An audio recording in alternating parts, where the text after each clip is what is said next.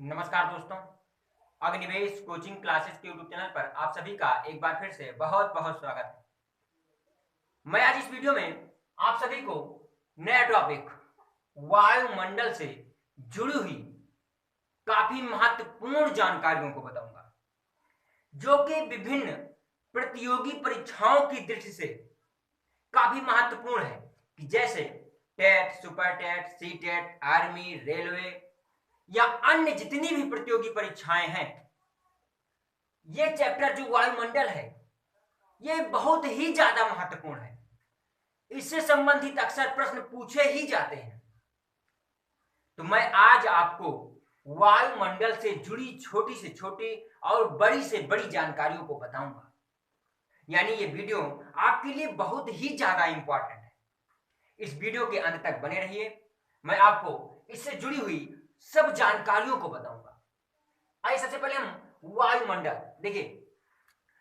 कोई भाई बहन अगर तैयारी कर रहे हैं उनके लिए तो ये जरूरी है ही है, जो नहीं कर रहे हैं उनके लिए भी जरूरी है, क्योंकि पृथ्वी के लिए वायुमंडल कितना जरूरी है ये सभी को जानना चाहिए।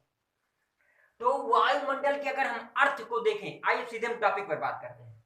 वायुमंडल से अगर हम इसके अर्थ को देखें तो वायु का मतलब हो गया हवा और मंडल का मतलब हो गया क्या, गोला, यानी हवा का गोला। अब हम इसी अर्थ को पृथ्वी की दृष्टि से इसकी परिभाषा को समझें तो देखिए, ये है हमारी पृथ्वी और पृथ्वी के चारों ओर विभिन्न प्रकार की जो गैसों का आवरण है, विभिन्न प्रकार की जो हवाओं का आवरण है, उसी को हम कहते हैं वायुमंडल। समझ में आया? एकदम सिंपल सी परिभाषा। पृथ्वी के चारों ओर विभिन्न प्रकार की गैसों का जो आवरण है उसे हम क्या कहेंगे? वायुमंडल कहेंगे। अब आइए हम वायुमंडल के निर्माण के बारे में समझते हैं, एक एक पॉइंट सीरियल से, तभी आपको याद करने और समझने में आसानी होगी। देखिए, जैसे हम कोई अच्छी चीज खाते हैं तो पूछते हैं कि भाई इसमें कौन कौन सी चीजें मिली हुई हैं। वैसे ही वायुमंडल में कौन कौन से तत्व शामिल हैं कि जिससे वायुमंडल का निर्माण हुआ है। तो देखिए, वायुमंडल का जो निर्माण हुआ है वो मुख्यतः 3 तत्वों से मिलकर बना है। 3 तत्व। पहला गैस, आप लोग इसको लिखते भी चलिए। दूसरा जलवाष्प और तीसरा धूलकण। इसमें से हमें लगता है आप सब हर एक शब्द सुने होंगे, देखे भी होंगे। यानी गैस, जलवाष्प और धूलकण, इन्हीं तीनों के मिलने से वायुमंडल का निर्माण हुआ है। अब वायुमंडल का हमारे पृथ्वी पे इतना महत्व है कि वायुमंडल ना हो तो पृथ्वी पर कोई भी जीव, वनस्पति जीवित नहीं रहेंगे। अब समझ लीजिए कितना इंपॉर्टेंट है वायुमंडल। अब आइए, वायुमंडल का जो निर्माण है, वायुमंडल का जो निर्माण है वो गैस, जलवाष्प और धूलकण तत्व के मिलने से हुआ है। अब इनमें सबसे पहले हम गैस के बारे में पढ़ेंगे, उसके बाद जलवाष्प, फिर धूलकण। आइए देखते हैं गैस, कौन कौन सी गैसों का मिश्रण है वायुमंडल के निर्माण में। तो अगर हम गैस के बारे में बात करें तो वायुमंडल में सर्वाधिक मात्रा में पाई जाने वाली जो गैस है वो है नाइट्रोजन। पहली गैस नाइट्रोजन, जो कि वायुमंडल में सर्वाधिक मात्रा में पाई जाने वाली गैस है और इसका जो परसेंटेज है वो है 78%। लगभग 78% नाइट्रोजन गैस की क्या है? मात्रा है। और नाइट्रोजन गैस वनस्पतियों प्लस जीवधारियों के लिए, वनस्पतियों और जीवधारियों के लिए महत्वपूर्ण गैस है। बात समझ में आई? तो प्रश्न बन सकता है कि वायुमंडल में सर्वाधिक मात्रा में कौन सी गैस पाई जाती है? तो नाइट्रोजन, लगभग 78%। आइए हम वायुमंडल की दूसरी सबसे बड़ी गैस के बारे में जानते हैं। वायुमंडल की जो दूसरी सबसे बड़ी गैस है वो कौन सी है? तो वायुमंडल की जो दूसरी सबसे बड़ी गैस है वो है ऑक्सीजन। नाम तो सुना ही होगा, जिसकी मात्रा वायुमंडल में लगभग 21% है। ऑक्सीजन कैसे कैसे माने हमारे लिए बहुत महत्वपूर्ण है। देखिए, जब हम सांस यानी व्यक्ति जब सांस लेता है तो कौन सी गैस लेता है? ऑक्सीजन। और छोड़ता क्या है? कार्बन डाइऑक्साइड यानी CO2। तो ये ऑक्सीजन आती कहां से है? देखिए, ये है वृक्ष, और वृक्ष क्या छोड़ता है? ऑक्सीजन। और स्वयं क्या ग्रहण कर रहा है भोजन के रूप में? तो कार्बन डाइऑक्साइड यानी CO2। देखिए, और कार्बन डाइऑक्साइड है क्या? जो अपशिष्ट गैसें हैं, बिल्कुल मनुष्य के लिए उपयोगी नहीं है, एकदम बेकार गैसें कि अगर इसकी अधिकता ज्यादा हो जाए तो व्यक्ति मरने लगेगा। उन गैसों का ये क्या कर रही है? भोजन के रूप में ले रही है। यानी इन वृक्षों से हमें सीख लेनी चाहिए कि खुद गंदे पदार्थों का अवशोषण कर रही है, ले रही हैं भोजन के रूप में, और हमको एक अच्छी गैस जो हमारे लिए काफी महत्वपूर्ण है, जिसके बिना हम रह नहीं सकते, वो हमको प्रदान कर रही है, और उस गैस का नाम है ऑक्सीजन। तब भी क्या है हमारा रवैया? क्या है इन वृक्षों के प्रति? उठाई कुल्हाड़ी और मार कुल्हाड़ी क्या करती है? वृक्ष को काटकर छोटी छोटी आवश्यकताओं के लिए इनको गिरा देते हैं। बिल्कुल गलत है। ये हमारे बाप दादाओं ने हमको धरोहर के रूप में प्रदान कर दिया है, और इसका हमारा इसके प्रति क्या फर्ज है कि इन वृक्षों की हमें क्या करनी चाहिए? सेवा करनी चाहिए, देखभाल करनी चाहिए, और इसका जीवन जब तक पूर्ण ना हो जाए, इस पर हमें कुल्हाड़ी आरा नहीं चलाना चाहिए। और इससे ऑक्सीजन ही नहीं, इससे हमें स्वादिष्ट फल भी, साथ ही साथ विभिन्न प्रकार की औषधियां, इसके साथ साथ जब ये सूख जाता है तो इनसे बनने वाले विभिन्न प्रकार के फर्नीचर में जो विभिन्न प्रकार के, जैसे स्टूल हो गया, मेज हो गया, कुर्सी हो गया, तख्त हो गया, चारपाई आदि चीज जो बनती हैं, उसके लिए भी क्या है? ये महत्वपूर्ण है। तो हमारा फर्ज क्या है कि छोटे छोटे पौधों को रोपित करें, उनको बड़ा करें, जिससे ऑक्सीजन और अन्य प्रकार की जो औषधियां हैं वो हमको प्राप्त हो सके। आइए हम अब देखिए, ऑक्सीजन जो है क्या हमारे लिए एक जीवनदायिनी रूप में है, और ऑक्सीजन और नाइट्रोजन ये दो मिल जाए तो सबसे ज्यादा मात्रा में इन दोनों का अगर हम परसेंटेज निकाल लें तो 99% इन्हीं दोनों गैसों की जो है मात्रा है, 99%। बाकी जो बची 1% उसमें सारी गैसें हैं। तो ये दोनों कैसे पूछ सकता है कि वायुमंडल में, टेट में पूछा गया है कि वायुमंडल में सर्वाधिक मात्रा में किन दो गैसों का योगदान है? तो नाइट्रोजन और ऑक्सीजन, 99% लगभग। आइए हम बात करते हैं तीसरी सबसे बड़ी गैस।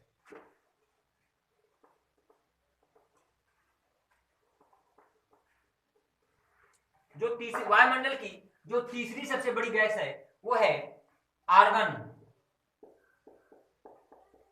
जिसका वायुमंडल में अगर हम परसेंटेज देखें तो 0.93%, बहुत कम आर्गन।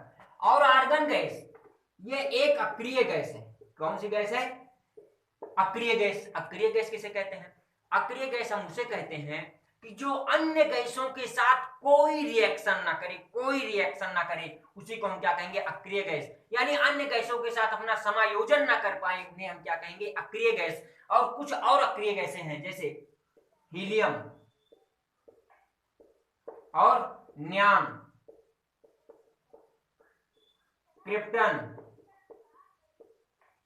और आर्गन, ये अक्रिय गैसें हैं। पूछ सकता है कि वायुमंडल में कौन सी गैस अक्रिय गैस है? तो ये ऑप्शन हो सकते हैं। अब इन अक्रिय गैसों में वायुमंडल में सर्वाधिक मात्रा में कौन सी गैस पाई जाती है? तो आर्गन। आर्गन की मात्रा इन गैसों में सबसे ज्यादा, अक्रिय गैसों में सर्वाधिक 0.93% पाई जाती है, बाकी नाम मात्र भर है। अब आइए हम बात करते हैं अगली महत्वपूर्ण गैस। देखिए, आप लोगों ने सुना होगा ग्लोबल वार्मिंग या वैश्विक तापन या हरित ग्रह प्रभाव या ग्रीन हाउस प्रभाव, इसके बारे में आप लोगों ने सुना होगा। इससे संबंधित प्रश्न भी आप लोगों ने सुना होगा या देखा होगा। तो मैं आज इस पर चर्चा करूंगा, और इसके लिए देखिए, जो ग्लोबल वार्मिंग है या वैश्विक तापन है या हरित ग्रह प्रभाव है या ग्रीन हाउस इफेक्ट है या प्रभाव है, इसके लिए जो जिम्मेदार गैस है वो है CO2 यानी कार्बन डाइऑक्साइड। देखिए वायुमंडल की जो अगली गैस है चौथी वो है कार्बन डाइऑक्साइड,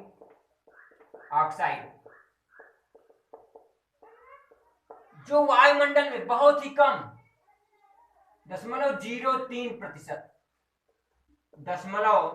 0.03% बहुत ही कम, लेकिन इसका प्रभाव बहुत ज्यादा है तो बहुत कम, लेकिन इसका प्रभाव बहुत ही ज्यादा है और ये सबसे ज्यादा भारी गैसों में, यानी ये गैस जो है भारी गैस है। अब देखिए ग्लोबल वार्मिंग, वैश्विक तापन या हम कह सकते हैं हरित गृह प्रभाव के लिए जो है जिम्मेदार, सर्वाधिक जिम्मेदार गैस यही है। कैसे है इसकी चर्चा करते हैं। देखिए ये है हमारी पृथ्वी और हमारी पृथ्वी के चारों ओर कुछ गैसों का आवरण है, यानी कुछ गैसें इसको घेरे हुई है, जिनमें से है CO2 यानी कार्बन, मैं एक एक चीज लिख लिख के बता रहा हूं ताकि आपको अच्छे समझ आए। कार्बन डाइऑक्साइड CH4 यानी CH4 का मतलब मीथेन, CFC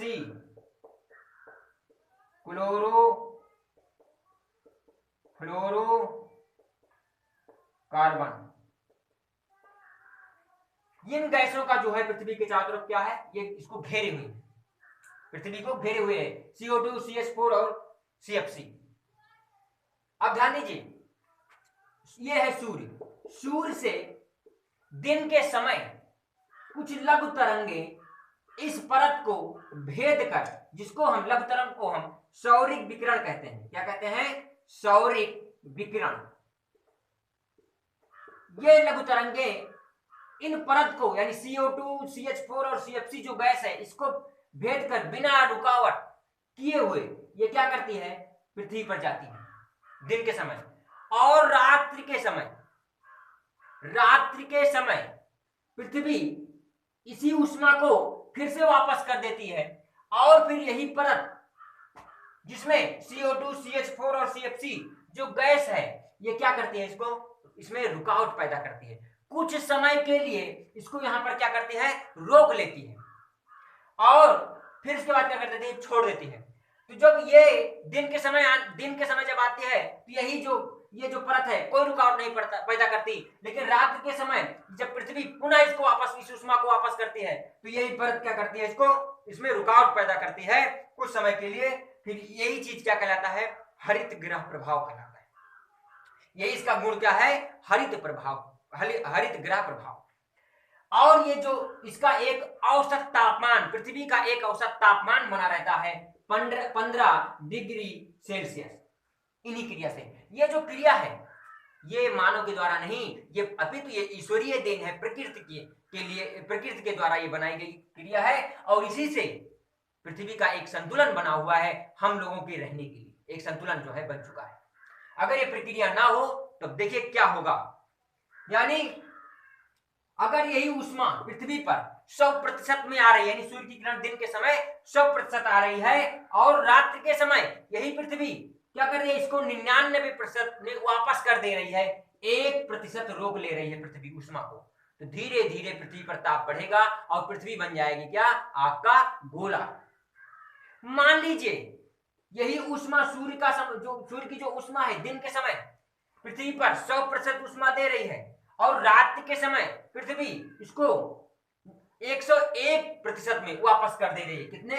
101% में वापस कर दे रही है। तो धीरे धीरे पृथ्वी ठंडी हो जाएगी और पृथ्वी बन जाएगी क्या, एक बर्फ का गोला। क्या ऐसी प्रक्रिया है? पृथ्वी ना तो आग का गोला है ना तो बर्फ का गोला है, यानी इसका मतलब है पृथ्वी पर 100% में ऊष्मा आ रही है और सूर्य की जो है पृथ्वी पर 100% की ऊष्मा आ रही है, 100% में जो ऊष्मा आ रही है पृथ्वी पुनः उसको 100% में ही वापस कर दे रही है और एक संतुलन बना हुआ है, यानी पृथ्वी के जो है एक औसत संतुलन बना हुआ है और कितना डिग्री, 15 डिग्री सेल्सियस पर।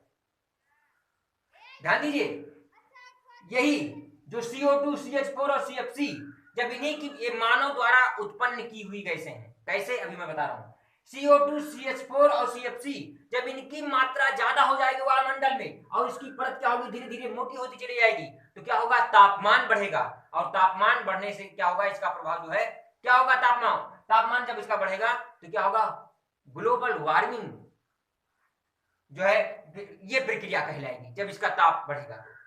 और जब ताप बढ़ेगा, जब CO2, CH4 और CFC का जब ताप बढ़ेगा तो क्या होगा जानते हैं, मैं आपको एक एक चीज बता रहा हूं। जब इन गैसों का जब ताप बढ़ेगा तो ये है हमारी पृथ्वी और ये है उत्तरी ध्रुव, ये है दक्षिणी ध्रुव। जब इसका ताप बढ़ेगा तो यहाँ पर जो उत्तरी ध्रुव में जो बर्फीले स्थान है, जो बर्फीले क्षेत्र हैं, यहाँ का जो है बर्फ धीरे धीरे पिघलने लगेगा और फिर समुद्र में क्या आ जाएगी, बाढ़ आ जाएगी। और जो समुद्र से सटे हुए जो देश है, जो द्वीप है, जो शहर है, वो धीरे धीरे क्या हो जाएंगे, डूब जाएंगे। और ये जो CFC, CO2 और CH4 जो गैसें हैं, ये मानव कैसे उत्पन्न कर रहा है मैं आपको बता रहा हूं। देखिए जो CO2 है, ये पेट्रोल और डीजल की जो दिन प्रतिदिन इसका उपयोग जो बढ़ रहा है इंजनों के माध्यम से, उसमें से जो निकले हुए धुएं, वही तो क्या बन रहा है, कार्बन डाइऑक्साइड। चिमनियों के द्वारा जो निकाले गए जो धुएं हैं, जो कोयला जलाया जाता है, उसमें जो कार्बन निकलता है, उसी से क्या होता है, CO2 यानी कार्बन डाइऑक्साइड गैस का निर्माण होता है। तो मनुष्य है कि नहीं जिम्मेदार। उसके बाद है CH4 यानी मीथेन गैस की उत्पत्ति कहां से होती है, जो कि हमारे क्या कहते हैं, ग्लोबल वार्मिंग के लिए जो है ये जिम्मेदार है। CH4 जो है ये धान के खेत, दलदली भूमि से जो है इनकी उत्पत्ति होती है। फिर है CFC गैस की उत्पत्ति कैसे होती है, ये हमारे घरों में प्रयोग होने वाले जो एसी हैं, एसी जो गर्मियों के समय प्रयोग किया जाता है, जो पूरे कमरे को ठंडा कर देता है, उसमें से निकली हुई जो गैस यानी जो गर्म गैस, और उसके बाद रेफ्रिजरेटर से जो निकली हुई जो गर्मी है, उससे क्या होता है, क्लोरोफ्लोरोकार्बन का जो निर्माण होता है, CFC गैस का निर्माण होता है। और ये तीनों मिलकर वायुमंडल के तापमान को क्या कर दे रहे हैं, गर्म कर दे रहे हैं, जिससे ग्लोबल वार्मिंग जैसी स्थिति क्या हो रही है, पैदा हो रही है। बात समझ आई। तो ये मानव चाहे तो इसको बढ़ा सकता है और मानव चाहे इसको घटा सकता है। अब आइए हम अगली महत्वपूर्ण गैस के बारे में, बस जल्दी ही हम इस वीडियो को समाप्त करने वाले हैं, क्योंकि जो चीज आपको समझाना है वो मैं सोचता हूं उसको बताया जाए ताकि आपको समझ में आए। अगली जो गैस है वो है ओजोन गैस, जिसकी वायुमंडल में मात्रा है 0.00006%, बहुत कम। और ओजोन गैस को पृथ्वी का सुरक्षा कवच कहते हैं। कैसे, देखिए ये प्रश्न बन सकता है, पृथ्वी कौन सी गैस है वायुमंडल की जिसको पृथ्वी का सुरक्षा कवच कहते हैं। देखिए तो वो है ओजोन मंडल। ये है हमारी पृथ्वी और ये है ओजोन मंडल यानी ओजोन गैस या ओजोन परत। सूर्य की जो किरण है, जो विभिन्न प्रकार की जो किरणें हैं इसकी, यह क्या कर रही है, ये ओजोन गैस को पार करके आती है। लेकिन ओजोन जो परत है वही किरण पार कर पाती है जो पृथ्वी पर मानव के लिए या अन्य जीवों के लिए लाभकारी है। अब वो इस पृथ्वी पर आती है, लेकिन इसमें से कुछ किरणें जिनको हम पराबैंगनी किरण के नाम से जानते हैं, वो जब यहाँ से चलती हैं तो ये ओजोन जो परत है वो क्या कर ले रही है, उसको अवशोषित कर लेती है, रोक लेती है। और नहीं तो अगर यही पराबैंगनी किरण सीधे पृथ्वी पर आती तो विभिन्न प्रकार की रोग जैसे कैंसर जैसी खतरनाक बीमारी, चर्म रोग, दमा जैसी बीमारी क्या होंगे, यहाँ पर भारी मात्रा में, ज्यादा मात्रा में ये बीमारियां पैदा हो जाएंगी। तो ये हमारे लिए सुरक्षा कवच का काम कर रहा है। जो हमारे लिए अच्छी किरणें हैं सूर्य के द्वारा भेजी हुई, वही पृथ्वी पर आती हैं। जो अपशिष्ट किरणें यानी पराबैंगनी जो किरण है, जो हमारे लिए बेकार है, जो हमारे लिए क्या कहते हैं बीमारियां उत्पन्न कर रही हैं, उनको क्या कर दे रही है, ये परत वापस कर दे रही है, यानी अवशोषित करके वापस कर देती है। तो ये हमारे लिए बहुत ही महत्वपूर्ण परत है। समझ में आई बात। आइए अब हम चर्चा करते हैं। देखिए गैस जो थी मैंने आपको बताया, अब मैं आपको बताऊंगा इसमें वायुमंडल के निर्माण में जो दूसरा जो तत्व है वो है जलवाष्प। जलवाष्प शब्द तो जानते होंगे, जल मतलब जल, वाष्प मतलब वाष्पीकरण। देखिए वाष्पीकरण जो होता है वो कई तरीके से होता है। जैसे खूब गर्मी होगा तब क्या होता है, वाष्पीकरण होता है, ठंडी भी होता भी वाष्पीकरण होगा। तो देखिए ये है हमारी पृथ्वी, ये समतल भूमि है, ये गड्ढे या हम कह सकते हैं गर्त। देखिए जो गड्ढे हैं इसमें क्या है, जल है, जल। और जो समतल भूमि है इस पे क्या है, जैसे मान लीजिए वृक्ष, वृक्ष, ये वृक्ष की जड़ें हैं जो पृथ्वी के अंदर काफी गहराई तक गई हुई है। ये है सूर्य, सूर्य का प्रकाश जो है इस वृक्ष पर भी पड़ रहा है और यहाँ पर समतल भूमि पर भी पड़ रहा है और यहाँ पर। तो जहां पर जल होगा, जैसे नदियों में महासागर, सागर, झरना और झील, तालाब, गड्ढे, जहां पर भी जल होगा उनको क्या करता है, उनकी जो किरणें होती हैं, जो ऊष्मा होती है, उसको वाष्प में बदलकर, वाष्प में की छोटी छोटी बूंदों में वाष्प में बदलकर क्या करता है, इनको वायुमंडल यानी वायुमंडल में ले जाकर बादल का निर्माण करता है। और ये बूंदे जो है बड़ी होकर, ये वाष्प जो है बूंदों में बदलकर फिर से क्या करता है, जब इन्हीं की मात्रा भारी हो जाएगी, बादल में पानी की मात्रा जब ज्यादा हो जाएगी तो क्या होता है, बारिश हो जाती है। तो ये वाष्पीकरण की प्रक्रिया है, यानी जलवाष्प कैसे बनता है। आप सुने होंगे कि वर्षा के लिए वृक्ष काफी महत्वपूर्ण है। कैसे, मैं आपको बताता हूं। देखिए जो जड़ें हैं ये पृथ्वी के काफी गहराई तक यानी अंदर तक जाती हैं और जल को अवशोषित करती हैं, ये जड़ें, और जल को अवशोषित कर कर पत्तियों तक पहुंचाती हैं। देखिए पत्तियों तक पहुंचाती हैं, ये जड़ें जल को पत्तियों तक पहुंचाती हैं। देखिए कई कई ऐसे पत्ते, जैसे केले का पत्ता है, जब उसको काटे देखिए उसमें से दिखाई देता है पानी गिर रहा है, वैसे इसमें भी पत्तियों तक पहुंचाता है जल, जड़। और उसके बाद ये जो इसकी किरणें हैं उसी पत्तियों के माध्यम से जल को वाष्पीकरण करके बादलों तक पहुंचाने का काम करता है। इसीलिए वर्षा के लिए वृक्ष जो है ज्यादा जरूरी है। बात समझ में आई। तो जहां पर वृक्ष ज्यादा होंगे वहां पर वर्षा जो होगी क्या होगी, ज्यादा होगी। तो पत्तियों के माध्यम से क्या होता है, जल सूर्य के प्रकाश जो है अवशोषित कर वाष्पीकरण करके बादलों तक पहुंचाते हैं, फिर वर्षा होती है। ये है जलवाष्प, और ये प्रक्रिया वायुमंडल में ज्यादा महत्वपूर्ण है। ध्यान दीजिए जलवाष्प जो है ये वायुमंडल में सर्वाधिक परिवर्तनशील तत्व है। बात समझ में आई, सर्वाधिक परिवर्तनशील तत्व है वायुमंडल में जलवाष्प। आइए जो तीसरा योगदान और अंतिम जो योगदान है वायुमंडल के निर्माण में, वो है धूल कण।